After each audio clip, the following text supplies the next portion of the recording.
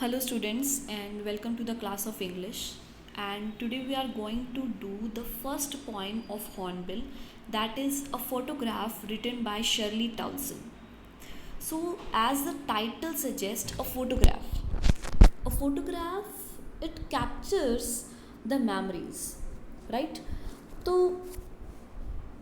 इस पॉइंट के थ्रू क्या है, एक जनरल फिनोमेना है हमारा फोटोग्राफ के लिए कि जिस तरीके से कुछ जो मोमेंट्स होते हैं, ब्यूटीफुल मोमेंट्स, टाइम है वो लैप्स कर जाता है, पास कर जाता है, but the memories which we spent on in those moments, okay, जो मेमोरीज हम क्रिएट करते हैं उस अच्छे हैप्पी मोमेंट्स के अंदर, that moments, that memories we captured in a photograph, और उन्हीं फोटोग्राफ्स को हम अपने पास रखते हैं. They remain with us forever, for the lifetime, so that whenever we look at those photographs we may laugh, cry, annoy, कुछ भी कर सकते हैं हम, जो भी हमारी फीलिंग्स जो हम एक्सप्रेस करना चाहते हैं उस फोटोग्राफ्स को देख कर.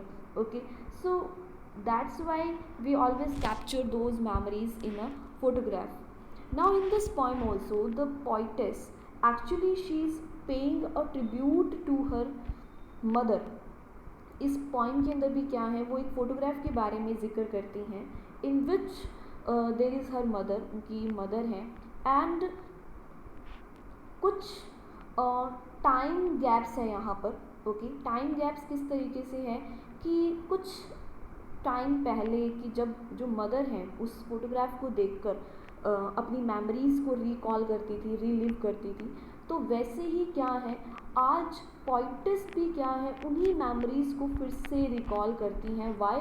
Because now at the present time her mother is no more with her, she is dead now and for the past many years. तो अब उनको याद कर रही है, she remembers her through that photograph. Okay, so let's read the poem and understand it better. So in the stanza 1, the cardboard shows me how it was when the two girl cousins went paddling. अब Shirley यहाँ पर क्या कहते हैं कि एक cardboard है, here the cardboard means the photograph. Okay, the cardboard shows me how it was when the two girl cousins went paddling. कि जिस तरीके से उस फोटोग्राफ के अंदर दो गर्ल्स हैं, कजन्स हैं, एंड दे आर पैडलिंग.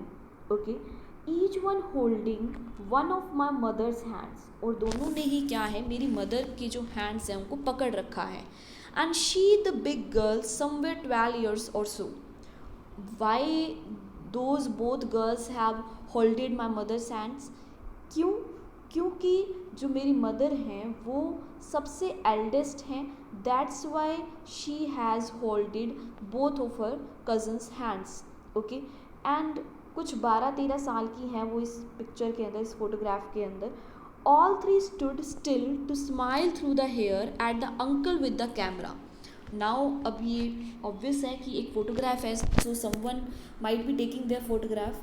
तो अब जो तीनों लड़कियां हैं, the mother of author, okay, the mother of poet and the two girl cousins, तो अब क्या है वो तीनों ही उस कैमरे की तरफ देखकर हंस रही हैं. And their hair are on their face. Maybe वो जो डे है किसी ओपन जगह पर ली गई है वो photograph, and may be the day is very windy. Okay, तो उस विंडी डे के अंदर क्या है उनके जो बाल हैं, उनके जो हेयर है वो उनके फेस पर आ रहे हैं, and their face is smiling at the camera. तो इस तरीके से कुछ पिक्चर जो दिखाई दे रही है हमें उस फोटोग्राफ के अंदर. Okay, a sweet face my mother's that was before I was born. अब पोइट्स जो हैं शर्ली, वो क्या कहती हैं कि जो मेरी मदर हैं उनका बहुत ही स्वीट और यंग और बहुत ही फ्रेंडली सा फेस है. एंड ये फ़ोटोग्राफ उस तब की है that was before I was born, कि जब मैं पैदा भी नहीं हुई थी, जब मेरा जन्म भी नहीं हुआ था, उससे पहले की ये फ़ोटोग्राफ है मेरी मदर की. And the sea which appears to have change less washed there terribly transient feet. Okay, ये कुछ सी के पास की हैं. ओके, मे बी कुछ हॉलीडे हो सकती है कि जिसके अंदर जो पोइट्स की जो मदर हैं वो अपनी कज़न्स के साथ कहीं गई हैं बीच पर या सी के पास, and there they are taking the photograph. Okay. और जिसके अंदर जो उनकी दो कज़न्स हैं उन्होंने उनकी मदर का हाथ पकड़ा हुआ है और दो तीनों ही क्या हैं उस कैमरे की तरफ देखकर स्माइल कर रही है and their hair are spreading on their face, but still they are looking very beautiful, they are looking very youthful. Okay. अब यहाँ पर क्या है कि जो लास्ट टू लाइन्स हैं, and the sea which appears to have change less wash their terribly transient feet. Here जो poet हैं शर्ली, वो यहाँ पर एक फैक्ट को डिनोट करती है अबाउट ह्यूमन बींग्स। क्या बताती हैं कि जिस तरीके से एक सी है that remains still at all the time, जो जिसके अंदर जो चेंजेस हैं वो नहीं आते हैं। ओके। बहुत कम चेंजेस आते हैं हम कह सकते हैं। ओके। लेकिन दूसरी तरफ क्या है, जो लास्ट लाइन है, washed there terribly transient feet. So इधर मैं पहले आपको कुछ वर्ड मीनिंग्स बता देती हूँ। टेरिबली का मतलब क्या होता है, something which is very harsh और एक्सट्रीम, उसको बोलते हैं। एंड ट्रांजिएंट फीट का मतलब क्या है, चेंजेबल। ओके। और you can say movable. Okay. Feet का यहाँ पर मतलब are not the feet of the human beings, it means the footprints of the people. Okay. तो जिस तरीके से सी के पास जो सैंड के अंदर कुछ फुटप्रिंट्स बनते हैं, they remain for very short time period. Okay.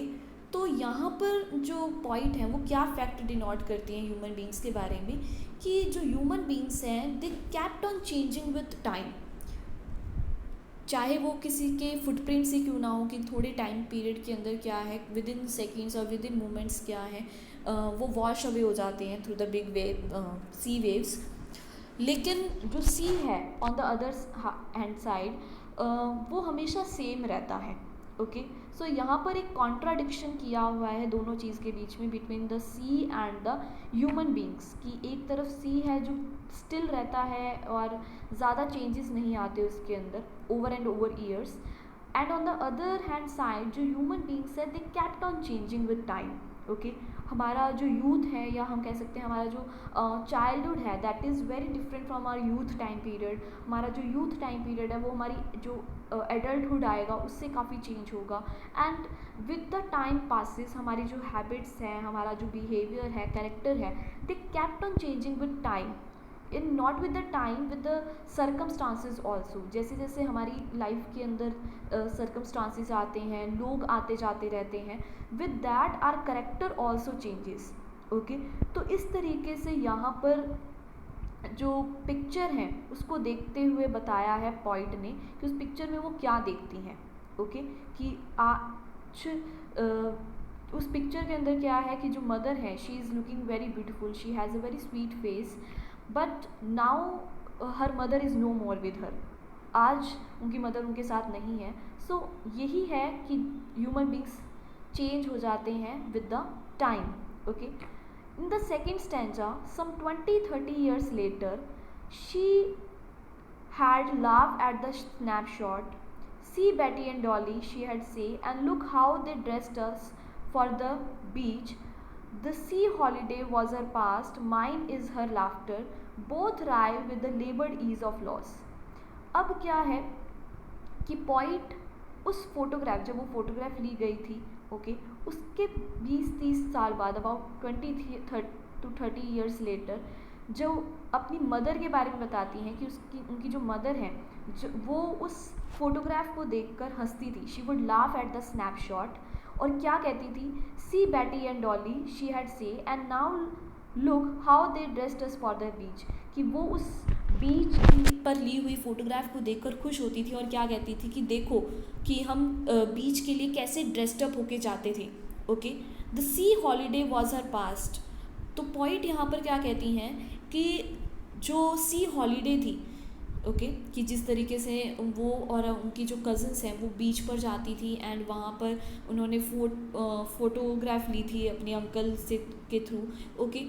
तो वो जो मेमोरीज़ हैं, वो जो चाइल्डहुड है, वो जो यंग एज है, ओके, वो उनके लिए वो पास्ट होता था। Okay. When ever she look at that photograph, mine is her laughter. और मेरे लिए क्या थी कि जब वो उस फोटोग्राफ को देखकर खुश होती थी, ओके, तो मेरे लिए क्या है, वो मेरा एक पास्ट था, ओके, कि जिस तरीके से जो मेरी मदर है वो उस फोटोग्राफ को देखकर खुश होती थी, अपनी यंग एज को याद करती थी, और मुझे उनकी वो उनके फेस पर जो वो खुशी नज़र आती थी उसको देखकर जो मेमोरीज क्रिएट होती हैं वो मेरा पास्ट है। Both wry with the laboured ease of loss, ये भी बहुत इंपॉर्टेंट लाइन है इन द सेकेंड स्टैंजा, कि दोनों ही क्या है, बोथ यानी कि जो मदर है वो भी और जो पॉइंट है वो भी, दोनों ही क्या है। रॉय का मतलब होता है WRY, दैट मीन्स डिसअपॉइंटेड और डिसअपॉइंटमेंट, ओके।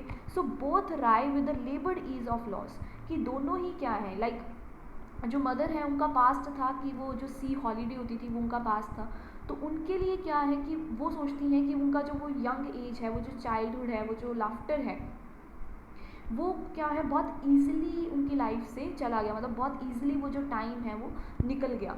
अब जो पॉइंट है उनके लिए उनका पास्ट क्या था, उस उनकी मदर की वो जो खुशी है उस फोटोग्राफ को देखते हुए, तो वो भी क्या है, वो भी उस लॉस को देखती हैं, क्योंकि नाउ उनकी मदर उनके पास नहीं है, she is dead, she is no more with her, तो वो उस उनकी खुशी को मिस करती हैं, ओके।